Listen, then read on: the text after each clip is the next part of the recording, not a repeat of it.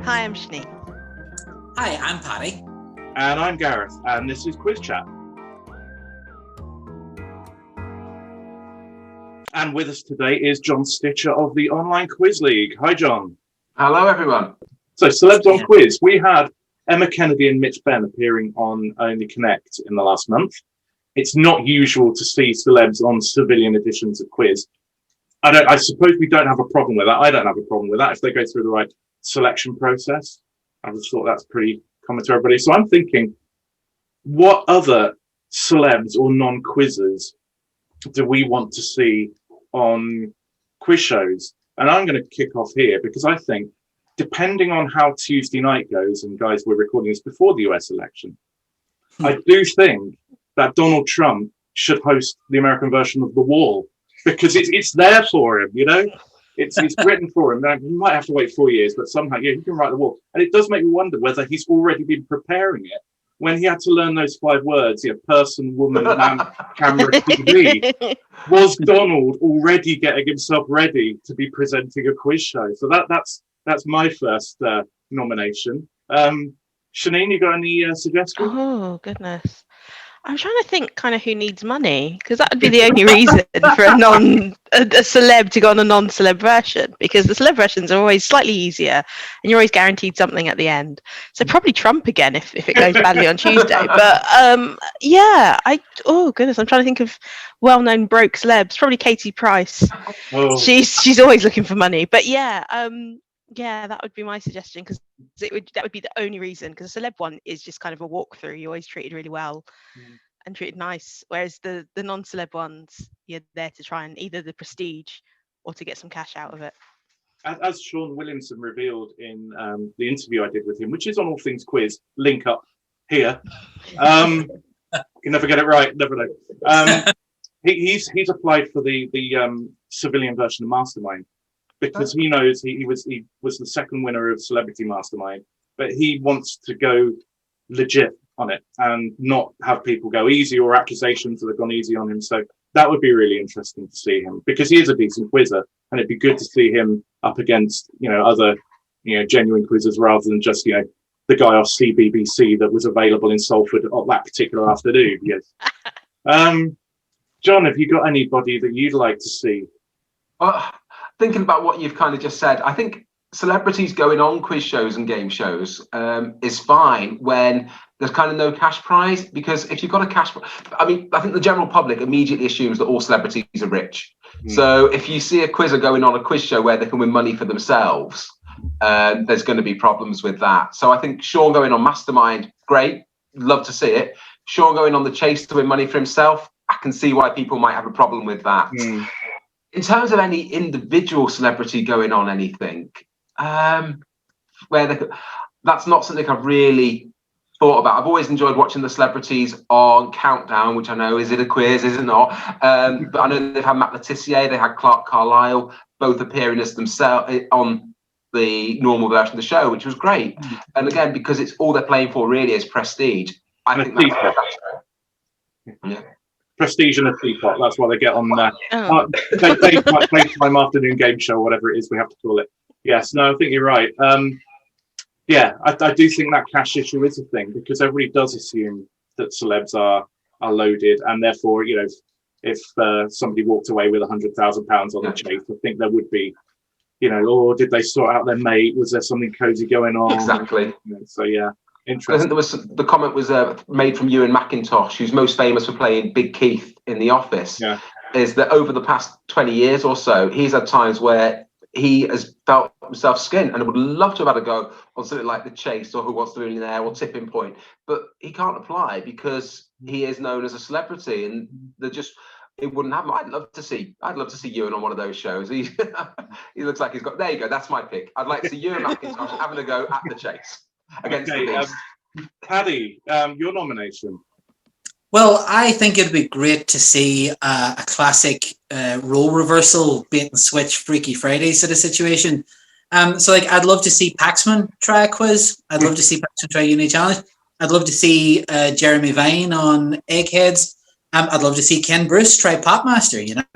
And I suppose I'd love to see it because Well, for starters, everybody's a genius in front of when there's an auto cue in front of them. So it'd be interesting to see how they are just with their own wits. But then also, I think it'd be interesting to see just how much over time osmosis quiz hosts have picked up, or do they? I mean, and I suppose it probably depends on the, sort of on their personality types. Because I suppose that's the interesting thing, isn't it? I mean, it's like if you know Big Keith is a great quizzer, for example, then if you switched on your TV and going, I know that bloke from the quiz, what's he doing on the TV? So it's I suppose it's that idea of like celebrities are people, amazing enough, controversially, they are, they have interests just like everyone else. So I think it's something I would like to see more, but I would certainly every now and then I would like to see people that dish out the questions taken just to see if it would change their attitude a bit or something like that. Well, I'd love that role reversal thing. Has just made me think I could get revenge for the time I was in a mastermind semi-final and I was first up and John Humphreys read my questions really slowly and then sped up as he went through the round. So that by the time he got to like the last person, it was so I wouldn't mind putting him in the seat so I could have him waiting whilst I keep talking, waiting for that moment as I excruciatingly drag it out, just so that he sees how it feels. So that, but that's if I wasn't a nice person. I'm sure I'd never do that. You all missed the obvious klaxon of Stephen Fry. But, I was ready to go, but no, which I think would be interesting, because it'd be interesting, somebody who's known as being kind of learned and erudite, but actually how good is his general knowledge? It's one thing when you present a program like QI, but as you say, how much of that is in him or how much of that is scripted for him? And I know the elves do a lot of work, so that would be interesting to see how he would do that sort of thing. So is there anything else that has cropped up in the recent weeks or months that people just want to bring to the party? Anything to discuss? I wanted to mention Popmaster actually, because it fits in nicely with the cheating we were discussing earlier. But yeah, there was an incident. So I've only just started listening to Popmaster. I'm not a big Popmaster fan. I think it's a great quiz, but I just don't listen to it as regularly as I should. But there was an incident kind of on Twitter. So there seems to be kind of a group of people that I follow for other reasons, and then they all talk about Popmaster about 11:30 in the morning. There was a young man, I think he was about 20, and he did really well. And the accusations were that he is too young. How did he know all those answers? He must have been cheating. And it just kind of kicked off, and then he responded, and he'd seen obviously all these horrible comments. It was just really unnecessary. So I think it's kind of interesting, because Popmaster, to me, having listening to it in the last sort of couple of weeks, it can be quite difficult, that kind of having a depth of music knowledge is not just general knowledge. There's a lot of, you've got to be pretty much an obsessive, really. But it doesn't get the respect, really. When someone does well on it, there's just immediate accusations because of the format of it. I think because it's audio only and you can't see these people and you don't have any kind of history with them. So I just found it really, I think that was the only occasion where I've seen people outright having arguments about whether someone was cheating or not. But it just felt, it was purely based on, he was a young man and he'd listened to music. And I don't understand, more so than anything, music is more open than I would say quizzing knowledge. Music is available to all. So why wouldn't this young person have that music knowledge? And why isn't Popmaster seen as this kind of relatively highbrow quiz? Because I would say actually it can be pretty difficult, especially the pressure of the 3 and 10 at the end, when you've just on the adrenaline of winning and you're being told, oh, here's some artists, think of some top 10 hits in 10 seconds. That's hard. That's tough. I don't think there's anything even in QLL that feels that high pressure, to be honest. Yeah, no, that's interesting. But there is somebody within the quiz community who I won't name for their own, because others get big-headed, but he's constantly posting every day on Facebook about Popmaster. He's at it. And there's this whole discussion about whether people are at it, which is quite entertaining. Because, of course, we don't know. But then there's the person who manages to, in 3 and 10, come out with 3 really obscure answers in order of when they were released. Which just looks like they've gone on to everyhit.com or something like that. But no, it is entertaining. I think last month there was also there was a youngster like 17 or so who went on and scored hardly anything. And people started by kind of mocking him on Twitter. And then when I kind of said, actually, I know I don't know a huge amount, but I just wanted to go on. I wanted to be part of this thing that I love. And then the whole mood changed, and everybody then kind of got behind him. And I thought that was really nice. But it's a warning that we can all rush to judgments about people. You're cheating or you're rubbish, you shouldn't be on there, you're stealing somebody else's spot on a show or whatever. And actually, people have different motivations. This person just wanted to be part of something they've listened to and love. And I think that's absolutely fine. But I'm a softie. Have we got anything else? No? Yeah, I was actually. It's on a sort of radio thing as well. A couple of weeks ago, the Irish Quiz Organisation hosted a Last Man Standing tournament, which is the Irish non-union equivalent of 15 to 1, essentially. 47 people showed up, so we were quizzing for it was. You could have put Ben-Hur on another room, and it would still be off by the time we finished. But when I was scrolling through all the people that were on it, I noticed actually that there was a guy who's like a very well-known DJ in Ireland. And I've been listening to him for years and years and years. And I go, oh my God, it's him. And then subsequently after the thing, and we ended up actually chatting on Twitter. And as it turns out, he was doing the exact same at a bunch of us. And I think, oh my God, he won last night.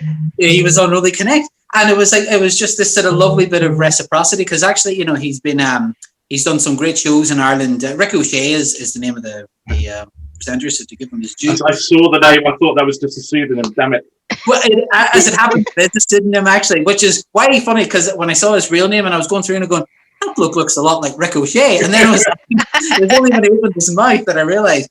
But no, so I mean, it was this lovely bit of reciprocity sort of in lockdown, because his shows on radio have been tremendous. And, so it was lovely for him to come to us and to have that sort of same sense of camaraderie, and it being, a bit of a great checkpoint and all of that as well. So that was a lovely thing that happened to us. Brilliant. I saw the tweets going about that and mentioned it in one of the quiz weeks. That's wonderful. I guess my highlights, I mean, there's been a lot of stuff, but actually just the other day on House of Games, which is a phenomenal show on BBC Two, Rufus Hound was on there, and there's Answer Smash where there'll be one clue will be a picture, and then the end of that links into the start of the next one. And it was, I think the second bit was who drew or painted the Vitruvian Man. And he buzzes in. I can't remember what the first bit was, and he goes, Leonardo DiCaprio. And then he just, the next thing you know, he's up. The chair's been flung across the set. He's walking off, the camera's panning offset to see him. It's absolutely brilliant. It's TV gold. And I love that, because it takes me back to some of the things I've screwed up when you inadvertently. I literally mixed up the French words for arse and elbow, which are very, very similar. And I remember quizzing once with a vicar and confusing epidermis and epididymis, which shouldn't be embarrassing. But I don't want to be talking about male reproductive organs with a member of the club. So it just took me back to that sort of thing. And I thought it was absolutely brilliant. I mean, that show is great anyway, but that was just one of those moments where it's like, I know what it's like, and it's brilliant watching somebody else go through it. One of the weirdest experiences of my life was I did Counterpoint a couple of years ago, and Paul Gambaccini was sort of, it was after the episode had gone, and he had to do sort of these sort of pickups just so that they had him. And it's the weirdest thing hearing Paul Gambaccini, who I've seen all my life on television and radio, and just going, Paddy Duffy. And it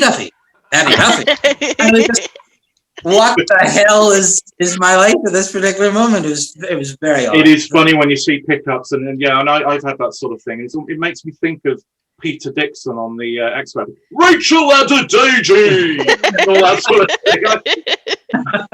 I kind of wish I could have him record my name and have that as my phone ringtone or something. Gareth Kingston!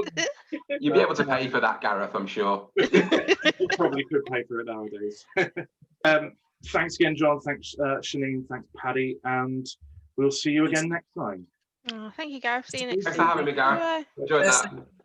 Thanks, John. Bye-bye. Thanks for watching this video on all things quiz. If you enjoyed it, please click the like button. And if you really enjoyed it and want to see more like this, then click subscribe. and to the left you can see some other videos you might enjoy.